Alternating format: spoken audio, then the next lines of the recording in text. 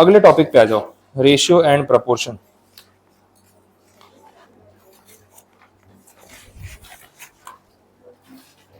ये भी पढ़ा हुआ टॉपिक है, इंटरेस्टिंग है, थोड़ा कंसेप्ट वाइज कुछ मिलेगा आपको। ये वाले टॉपिक्स में इतना डिटेल नहीं था।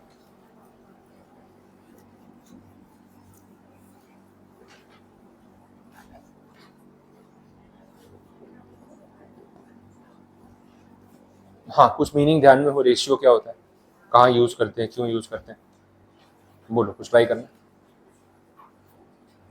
हाँ, कोई भी दो चीज़ों को कंपेयर करने के लिए ऐसा बोल सकते हैं। रेशियो का सिंपल मतलब है कंपैरिजन। कोई भी दो चीज़ों को आपको कंपेयर करना है तो आप उसका रेशियो निकाल सकते हो, that is the simple calculation.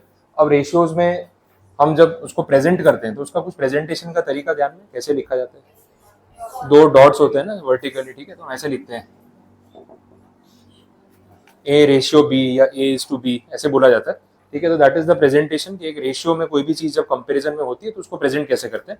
इसको मैथमेटिकली दूसरे तरीके से भी लिख सकते हैं, है ना, ए बाई बी। तो ए इज टू बी बोलो या ए बाई बी बोलो, सेम बात होगी, ये प्रेजेंटेशन वाला पार्ट है। अब टेक्निकली बात करूँ तो इसके नाम होते हैं, कुछ नाम ध्यान में।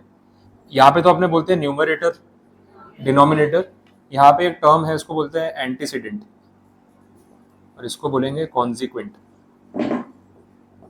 ठीक है, एंटीसीडेंट और कॉन्सिक्वेंट। तो ये दो वर्ड्स है। अब ये हो सकता है कि आपके ध्यान में ना हो तो थियरी के लिए याद रखना, न्यूमरेटर डिनोमिनेटर अपने को पता है। अब जब भी मैथमेटिक्स में स्कूल टाइम में भी अपने रेशियोज वाले कुछ क्वेश्चन सॉल्व करते थे ना, तो ये ए इज टू बी फॉर्म में दिया हुआ है। जैसे आपको कुछ बोला है सम्स में कुछ ऐसा आता था कि let the number of students in the class be 100, और फिर वो रेशियो होता था बॉयज इज टू गर्ल्स वाला, या किसी ने मैथमेटिक्स ऑप्ट किया, किसी ने साइंस ऑप्ट किया, ऐसा कोई ऑप्शन आता है सब्जेक्ट वाला, तो उन्होंने बोल दिया क्लास में जो रेशियो है बॉयज और गर्ल्स का दैट इज 5:4, और टोटल नंबर ऑफ स्टूडेंट्स जो है क्लास में दैट इज 100। अब ये 5:4 दे दिया रेशियो, टोटल क्वांटिटी बता दी। अब आपको बताना है कि बॉयज कितने और गर्ल्स कितने, तो कैसे कैलकुलेट होगा, बोलो आंसर। अब अगर थियोरेटिकली आपको ध्यान हो तो ऐसा, इसको मैं थोड़ा एक बार वर्डिंग चेंज कर रहा हूँ, ये ए इज टू बी ले देता हूँ, ये दिया हुआ है। अब जब अपने इसको सॉल्व करते थे ना प्रेजेंटेशन, तो ऐसे लिखा जाता था let the number of boys be, या क्वांटिटी के हिसाब से 5x, and let the number of girls be 4x, ऐसा कुछ याद आ रहा है। तो बॉयज की क्वांटिटी को लिखते थे 5x और गर्ल्स की क्वांटिटी को लिखा है 4x। अब ये कहां से आया, x का क्या रोल है यहाँ पे, अज्यूम क्यों किया, वो कुछ ध्यान में है। कंसेप्ट से रिलेटेड चीजें इसलिए बता रहा हूँ। देखो, जब भी हम किसी चीज को ना रेशियो के फॉर्म में प्रेजेंट करते हैं ना, तो ऐसा बोला जाता है कि this is always the simplest form. Simplest form का मतलब मोस्ट रिड्यूस्ड फॉर्म।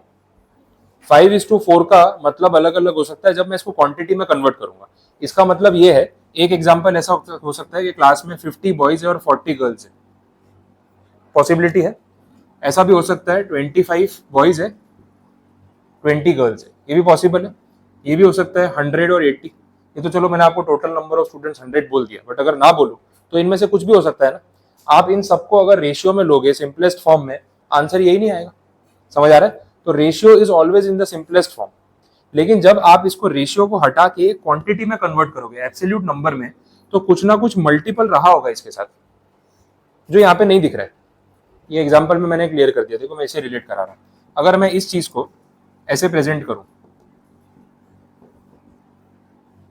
चलेगा, इस चीज को, ठीक है। तीसरा रेशियो मैंने क्वांटिटी लिखी थी 100 और 80, बोलो चलेगा, ठीक है। अब सब में आपको दिख रहा होगा रेशियो वही है 5:4 5:4 5:4, लेकिन एक नंबर है जो दोनों के साथ मल्टीप्लाई हो रहा है, दिख रहा है ऐसा, यहाँ पे भी देख लो। और ये नंबर हमें नहीं पता है, इसलिए हमने उसको क्या अज्यूम किया, x। तो वो 5:4 में से जब इस टू वाला ये रेशियो का साइन हट जाता है, तो ये 5x और 4x क्यों हो जाता है, ये उसका रीजन है। ये कुछ ना कुछ मल्टीपल रहा होगा दोनों में, जो कॉमन नंबर निकाल के हमने उसको गायब कर दिया और जो सिंपलेस्ट फॉर्म में बचा उसको लिख दिया। अब यही दो नंबर्स को अगर आप रेशियो में रखते हो इस फॉर्म में, तो अल्टीमेटली आपका 5/4 आता है। आप क्या करते हो, कॉमन वाला 10 काट देते हो। सेम आपने यहाँ पे भी किया होगा, कॉमन वाला 5 कट कर दिया होगा, कॉमन वाला 20 कट कर दिया होगा, तो आपके पास ये फॉर्म आ गया। बट ये फॉर्म आने के बाद ये कौन सा नंबर था वो गायब हो गया, अब नहीं पता, क्योंकि अब तो एकदम सिंपलेस्ट फॉर्म है। तो वापस अगर उसको एब्सोल्यूट नंबर पे लेके जाना है तो हमारे पास ये एक ऑप्शन रहता है। अब डिपेंड करता है क्लास में कितने स्टूडेंट्स हैं उसके ऊपर। अब जैसे मैंने 100 बोला, मैं क्वांटिटी चेंज कर देता हूँ, मैं बोल रहा हूँ टोटल क्वांटिटी ऑफ स्टूडेंट्स है 90, वो रेशियो सेट करने के हिसाब से। तो आप फिर आगे क्या करते हो भाई, late the number of boys भी 5x, गर्ल्स भी 4x, आप दोनों को प्लस कर देते हो, टोटल कितना दिया हुआ है 90। फिर आप करते हो 9x is equal to 90, x की वैल्यू कितनी आ गई, देखो आपने ये ढूंढ लिया वापस से। बात समझ आ रही है? तो ये लॉजिक है कि भाई हम ऐसा क्यों कर रहे हैं, क्या कैलकुलेशन हो रहा है, स्टेप्स तो आपको पता है, लेकिन क्यों हो रहा है आपको समझ आ गया होगा। अब जैसे ही x की वैल्यू 10 मिल गई, अब मुझे मालूम पड़ जाएगा कि इसका एब्सोल्यूट नंबर क्या है। If this is 5x then number of boys is 50 और गर्ल्स के केस में दैट इज 40। अब आया समझ में? तो ये बेसिक रेशियो का प्रेजेंटेशन है, ये आपको ध्यान रखना है। ये रेशियो का फॉर्मेट, ये मैथमेटिकल फॉर्मेट, इसको बोलेंगे एंटीसीडेंट, इसको बोलेंगे कॉन्सिक्वेंट, और इस फॉर्मेट में अपने बोलते हैं न्यूमरेटर एंड डिनोमिनेटर। और ये कैलकुलेशन का तरीका समझ आए? तो एक कॉमन मल्टीपल होता है जिसको हम ढूंढते हैं ताकि हमें पता चले कि एग्जैक्ट नंबर क्या है।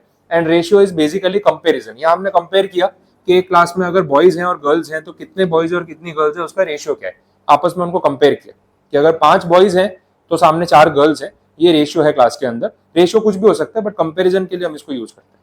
ठीक है, कंसेप्ट क्लियर हुआ? कोई क्वेरी इसमें, कोई डाउट? अब रेशियो के साथ साथ एक और टर्म आता है that is proportion.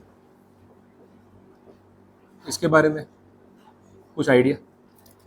Proportion is comparison of two ratios. एक स्टेप आगे बढ़ रहे हैं, अभी तो यहाँ पे एक रेशियो था जिसमें 2 एलिमेंट्स या 2 ऑब्जेक्ट्स कंपेयर हो रहे थे।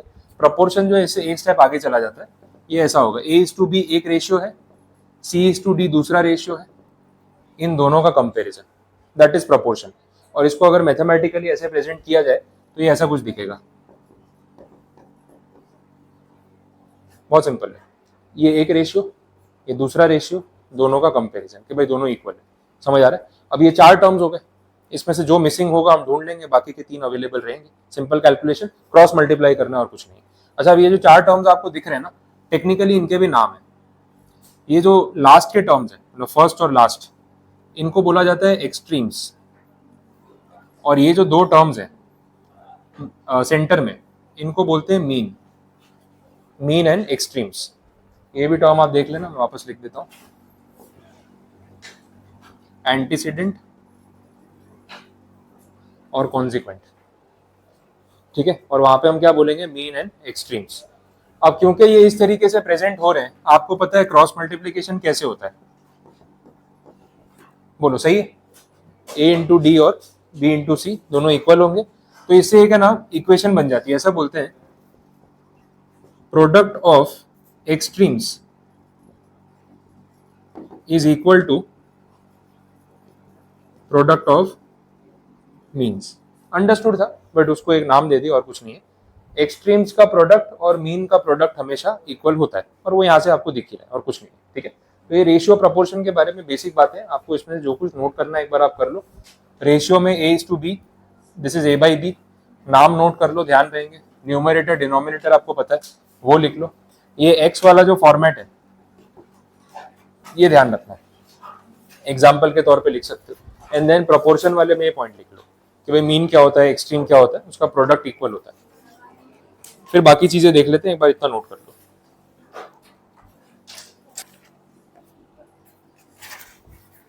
ठीक है, हो गया, नोट कर लिया ये। अब थियोरेटिकली एक और पॉइंट इन्होंने दे रखा है that is related to proportion. उसमें 2 टाइप्स दिए हुए, डायरेक्ट और इनवर्स। डायरेक्ट प्रोपोर्शन का मतलब अगर एक टर्म बढ़ रहा है तो दूसरे की वैल्यू भी बढ़ेगी, that is in direct proportion.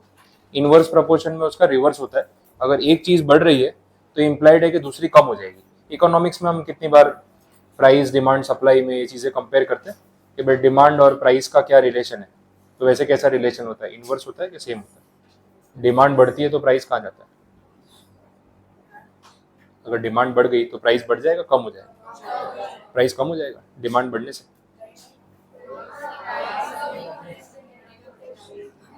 इस चीज की डिमांड बहुत ज्यादा है तो बेचने वाला प्राइस घटा देगा, बोले इतना तो बिजनेस चल रहा है, प्राइस कम कर देता है, ऐसा होगा? बढ़ाएगा ना, डिमांड बढ़ती है तो प्राइस राइज होता है ना। हाँ, उसी को तो इन्फ्लेशन बोलते हैं, तभी तो महंगाई बढ़ती है। महंगाई क्यों बढ़ रही है? डिमांड बढ़ रही है, चीजों के दाम, अच्छा सप्लाई शॉर्ट है, और डिमांड ज़्यादा है तो प्राइस अपने आप ऊपर ही जाने वाला है। तो ये जो रेशियोज है ये आपको क्या बताते हैं, डायरेक्ट रिलेशन या इनवर्स रिलेशन। आया समझ में, क्लियर हुआ? तो वो थियोरेटिकली बोला है यहाँ पे। इसके साथ रेशियो प्रोपोर्शन की थियरी कंप्लीट है, और कोई कंसेप्ट एक्सप्लेन किया नहीं है। स्टिल मैं देख लेता हूँ कुछ अगर नया पॉइंट आ रहा हो तो। नहीं, इतने ही पॉइंट्स है और लिमिटेड कंटेंट रखा है, अच्छा ही है, ज़्यादा डेप्थ में जाके मतलब नहीं है।